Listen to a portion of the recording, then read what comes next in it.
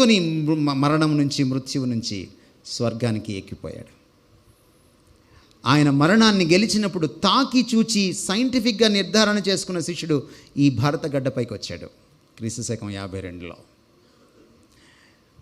మీరు అనుకుంటారు చాలాసార్లు క్రైస్తవ మతం నిమ్నజాతి మతం, క్రీస్తు నిమ్నజాతీయుల దేవుడు, దళితుల దేవుడు అని. మీరు అలా అనుకుంటే మాత్రం యు ఆర్ అట్టర్లీ రాంగ్.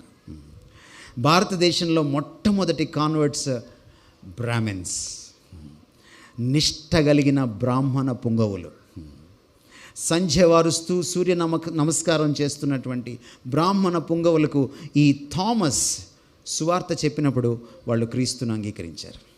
ఇప్పటికీ ఆ వర్గం క్రైస్తవం, మర్తోమా క్రైస్తవులు లక్షలాది మంది ప్రపంచంలో వ్యాపించున్నారు, కేరళైట్స్.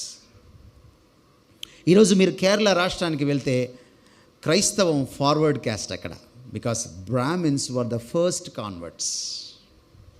అంతేకాదు, బ్రాహ్మలు మొట్టమొదట క్రీస్తుని స్వీకరించే సమయానికి గ్రేట్ బ్రిటన్ అనే కంట్రీ ప్రపంచ పటంలో లేదు.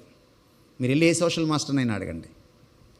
అమెరికా అసలు లేదు, ఎందుకంటే కొలంబస్ పుట్టలేదు, అమెరికాను కనుక్కోలేదు. వాస్కోడిగామా పుట్టలేదు, ఇండియాని కనుక్కోలేదు, బ్రిటిష్ వాడు ఇక్కడికి రాలేదు. గ్రేట్ బ్రిటన్ అనే కంట్రీ పుట్టకముందు, యుఎస్ఏ అనే కంట్రీ పుట్టకముందు, వాళ్ళు ఇక్కడికి రాకముందు, మన మీద రాజ్యం ఏలకముందు మనం క్రైస్తవులం. వీఆర్ సీనియర్స్, మామూలు సీనియర్స్ కాదు, సూపర్ సీనియర్స్ మనం క్రైస్తవంలో. ఎందుకంటే మరణం గెలిచిన క్రీస్తును తాకి చూచిన వాడు ఇక్కడికి వచ్చాడు. ఆయన సమాధి ఇంకా ఉంది. మీరు చెన్నైకి వెళ్ళొచ్చు, మైలాపురంకి వెళ్ళొచ్చు.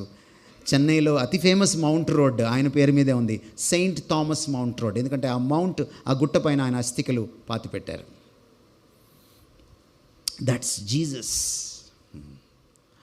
అందుకనే ఆయన చంపడానికి రాలేదు, ఆయన మన కోసం మన స్థానంలో చావడానికి వచ్చాడు. మనల్ని తనలాగా మార్చుకోవడానికి తను మనలాగా మారిపోయాడు. అందుకని ఒక గొప్ప మేధావి ఏమన్నాడంటే, the son of God became the son of man in order to make the Sons and daughters of men the Sons and daughters of God.